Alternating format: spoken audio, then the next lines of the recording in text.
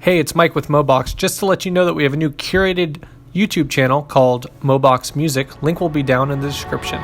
Anyways, let's get on to the video. Hey, what's up guys, this is Chethan here from Design Pilot and I will be filling in for Mike today.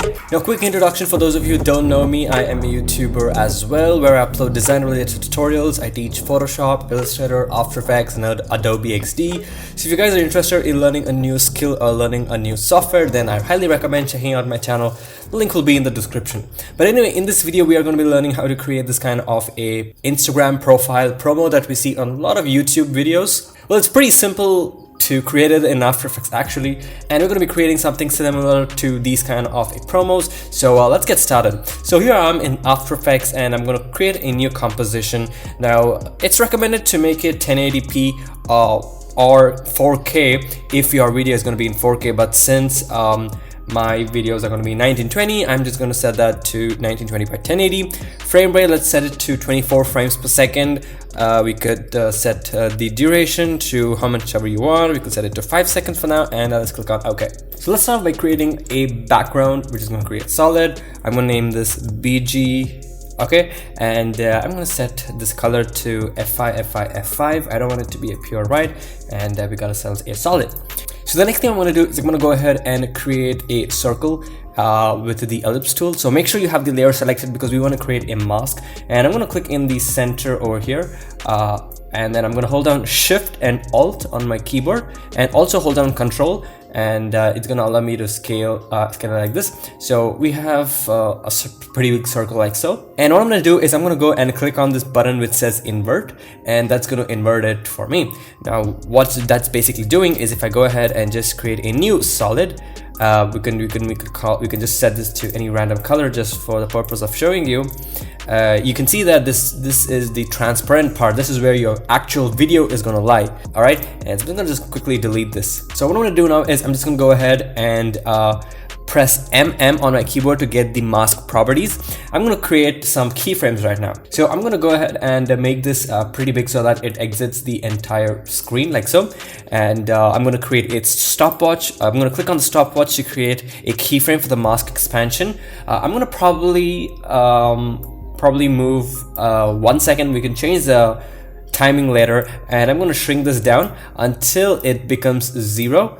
So all right, just as it becomes 0, that's pretty cool, and it automatically creates a keyframe again, as you guys know. I'm going to right click and I'm going to choose keyframe assistant and choose easy ease. All right, so let's just quickly take a look and see how this looks. Alright, now if you want, we can go to the graph editor by clicking on this button, and we can select this keyframe, and then we can just hold down Shift and drag it to give it a easing in effect. So let's take a look at that. Yeah, that looks much better and much natural. All right, pretty good. All right, so the next thing we're going to do is we're going to go add our profile picture. So I'm going to go ahead and just drop in my profile picture from my desktop. All right, as you can see, I just brought in my profile picture. So I'm just going to go ahead and call this picture. All right, there we go. So once I put my picture, I'm going to go ahead and create a new composition. We could probably keep this 600 by 600 pixels. It really doesn't matter. And I'm going to drop in my picture there, as you can see, and I'm going to scale this down a bit, so that it fits the entire screen. And let's manually increase this. Okay. So the next thing I'm going to do is I'm just going to make sure I have not selected any layer.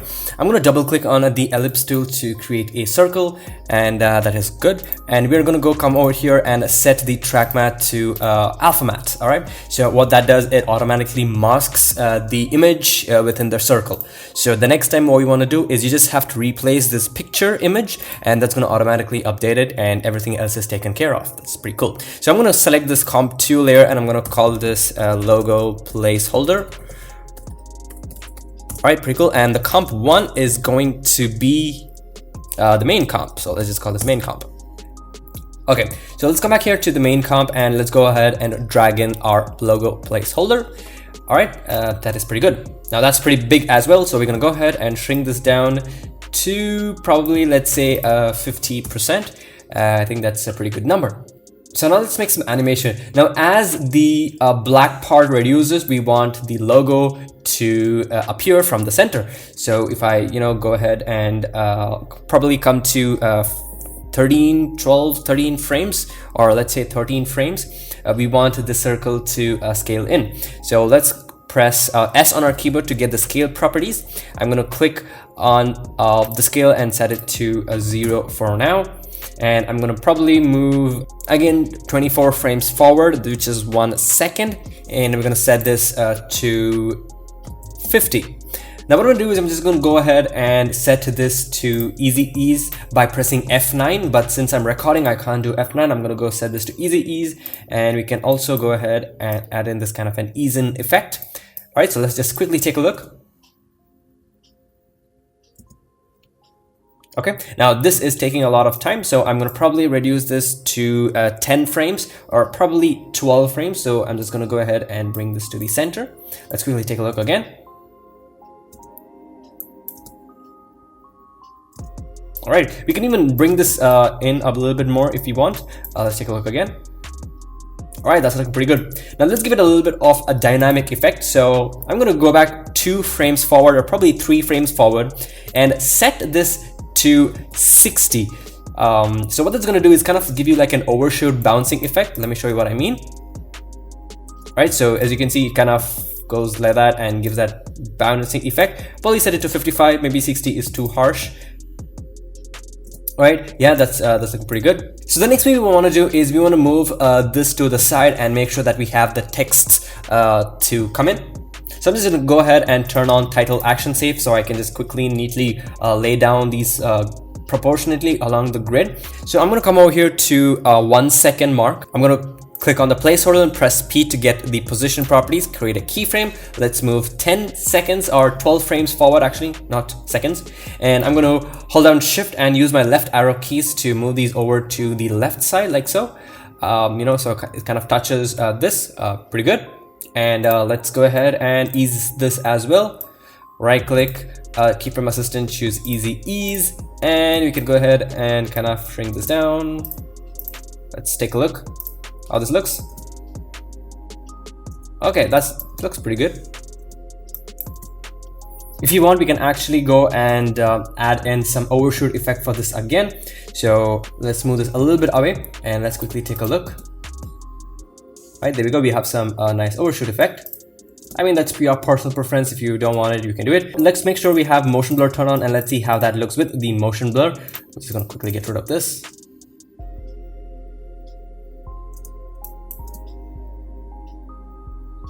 Yeah, I think I'm gonna get rid of the overshoot for now, but if you want, you can add it. Definitely, that's your preference. Okay, the next thing I'm gonna do is I'm gonna go ahead and take the logo placeholder, press Ctrl D, which is gonna make a copy, and at the bottom one, I'm gonna set this to a logo placeholder understroke stroke. All right, it's just gonna give a little nice effect, and I'm gonna go here to my effects and presets, and I'm gonna let this load up, and I'm gonna go here to the effects and presets and get myself a ramp, which is gonna be a gradient ramp. So I'm just going to select it and put it up on the stroke, and we probably can't see anything, but if I go ahead and press S and you know, let's move probably 2-3 frames forward to, let's say 115 or 114, whatever it is, and I'm going to delete all these keyframes, and I'm going to go and select this layer, hold on Alt and the left square bracket key to cut it at this point, and then I'm going to go set the scale of this to, let's say 53. And as you can see, let me zoom in over here. This is what we get. Probably 52 is a decent number. Now we're gonna go ahead and change the color. We're gonna add in the colors of the Instagram logo, so which is gonna be like a purple color, or let's actually use the exact Instagram logo colors. So this is the logo color. So I'm just gonna copy this and you know, come over here to the start color and then let's put that in. And for the end color, I'm gonna use the red orange kind of color. Copy that and come here to the end color and drop that on. And we can just move these stops. Yep, that is looking pretty good. All right, so now what I'm going to do is I'm going to go ahead and go to the effects and presets and get myself a radial wipe effect. I'm going to drag that on to the logo placeholder stroke. So now what that's going to happen is if I go and set the transition complete, you can see it's kind of rotating and just filling in for me. So we can actually have this, you know, complete from the beginning of the composition itself, and probably at 12 frames, we could set the wipe to counterclockwise. let's make sure that the start angle is 0. The transition complete is going to be 100, and I'm going to press the stopwatch for the transition completion. Let's go 10 frames forward, let's say 12 frames forward, and we could set the transition complete to 0, and that's going to fill that up.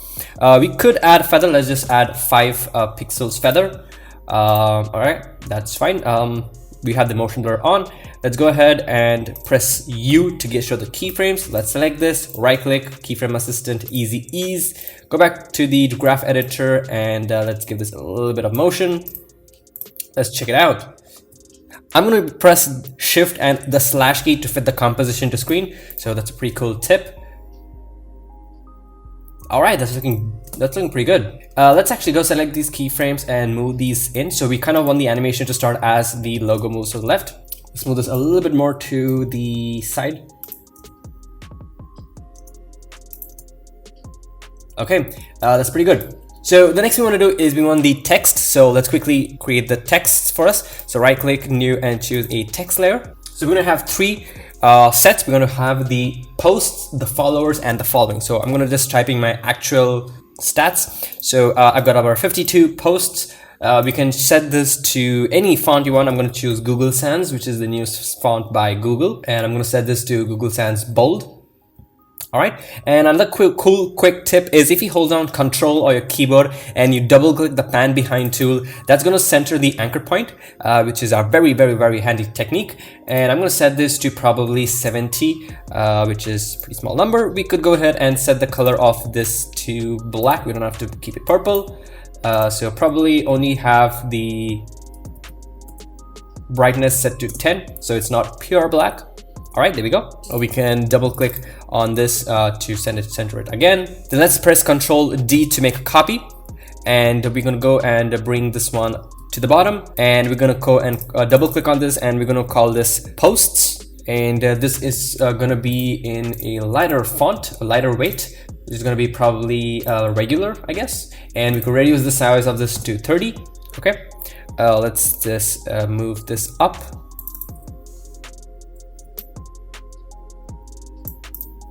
Alright, so what I'm actually going to do is I'm going to Control-Shift-C to pre-compose this, and I'm going to call this posts. What you're going to do is come here to the posts. Let's get inside the composition. Let's turn on transparency over here so we can see these two. And I'm going to go ahead and just come here to the paragraph and set this to center align and do the same thing for the posts and center align. And let's hold on Control and double click to center the anchor point. Let's do the same thing for this as well. And then we can go to the align and set this to the center, which it already is. So that is perfect. All right, so in the main menu, this is what we have. Pretty good. Okay, so now let's quickly animate this. So I'm going to go back to the posts composition and come back to the beginning of the timeline. Hold down Control and select and press P to create to open up the position properties.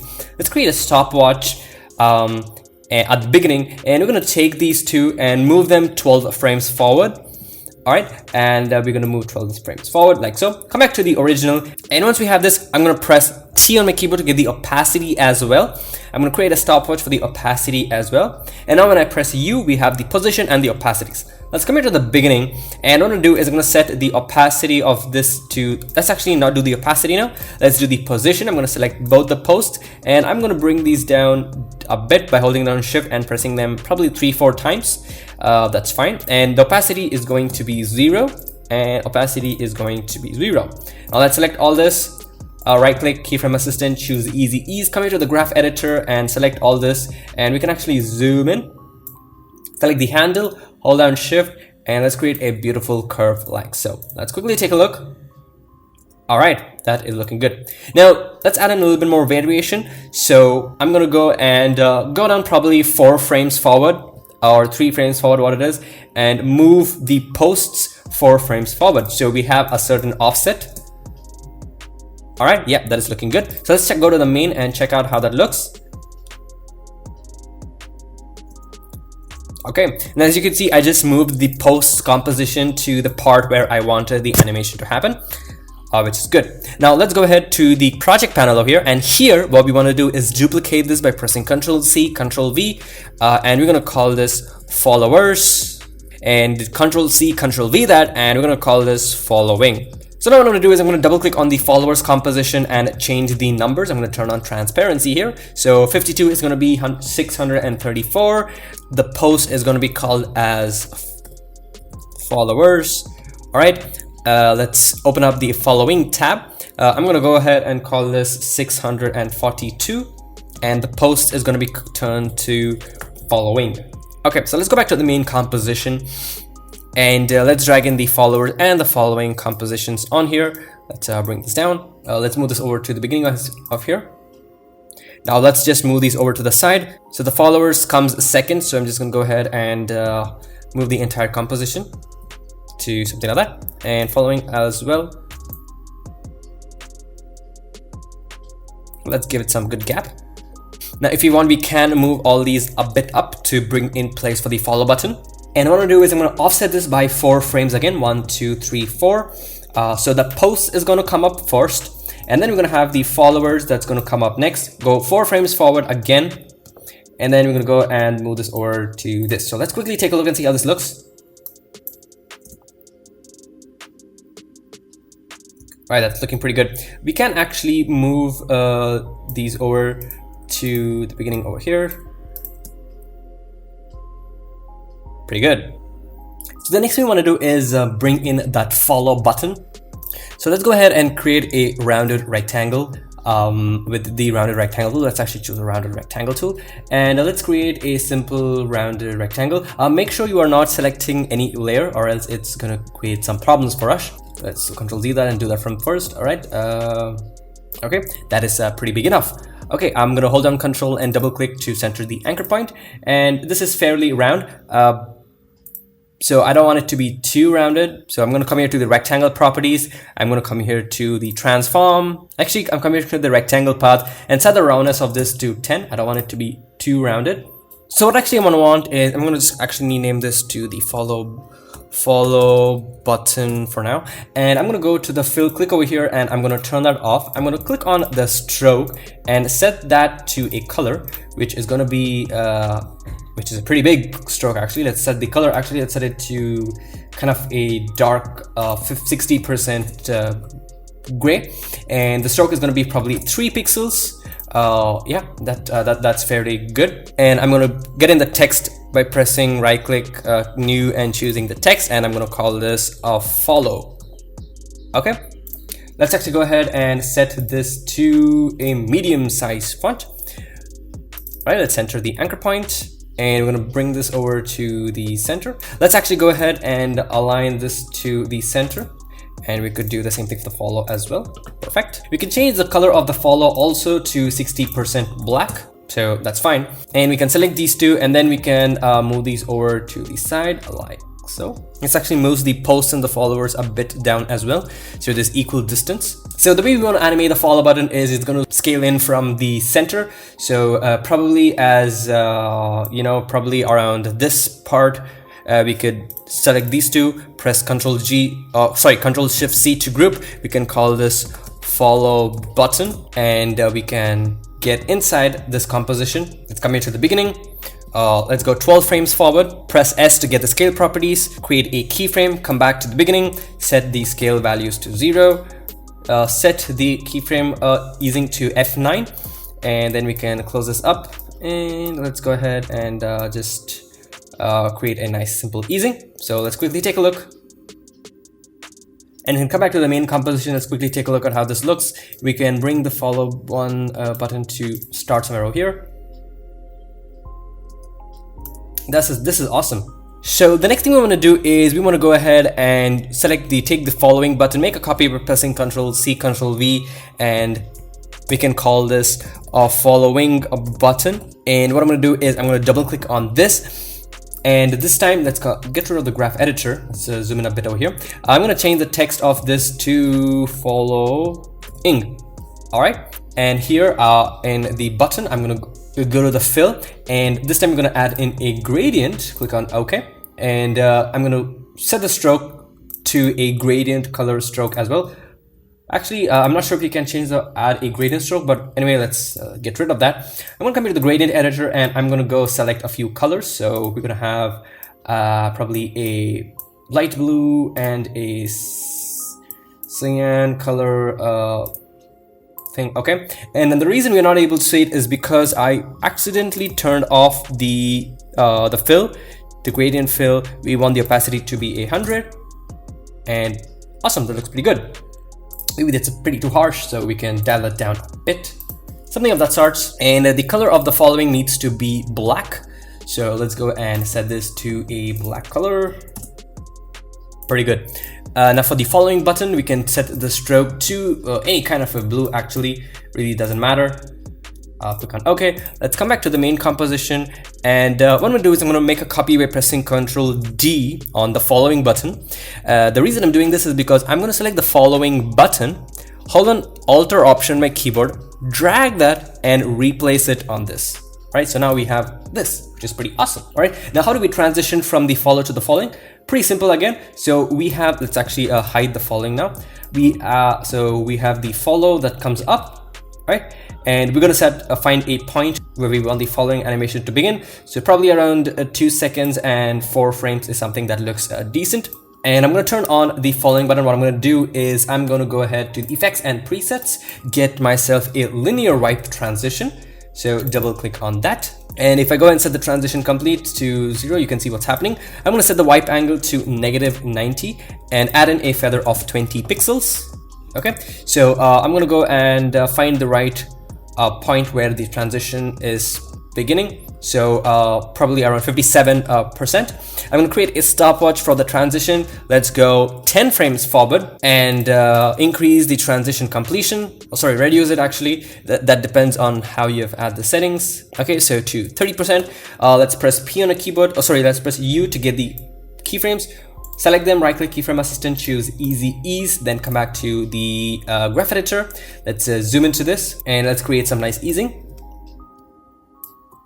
Okay, let's quickly take a look. All right, that's pretty good.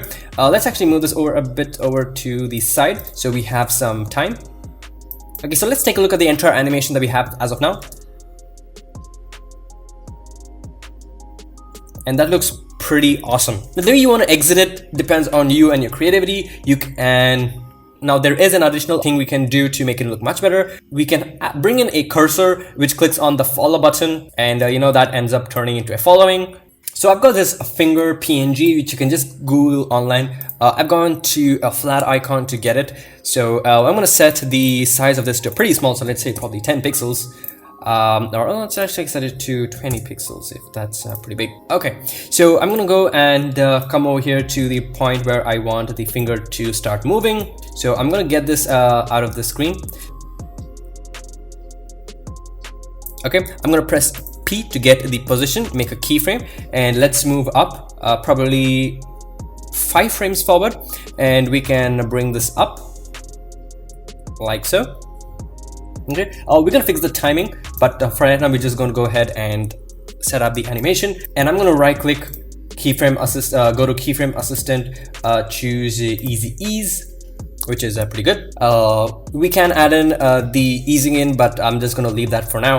And also at this point I'm gonna press S on my keyboard to get the scale tool. I'm gonna click on the stopwatch, move 2 seconds forward, 2 frames forward, set this to a small number like 18, and 2 frames forward, which is going to be 20. So it's like I'm pressing on it. All right, we can make this easy eased as well. Keyframe assistant, choose easy ease. So let's press U to see all the keyframes. We can actually drag this over a bit to the left, and let's take a look at how this looks. Okay, that looks pretty fast, so I'm going to go and make this a bit bigger. Okay, so I go there, I tap, maybe you want to move this a little bit over. And once the scaling animation is over, we can click to create a position keyframe again, then take move 10 frames forward, or probably 12 frames forward, and we could bring the position back down, right? So it kind of exits. And yes, that is pretty much it. Let's quickly take a look at the entire thing.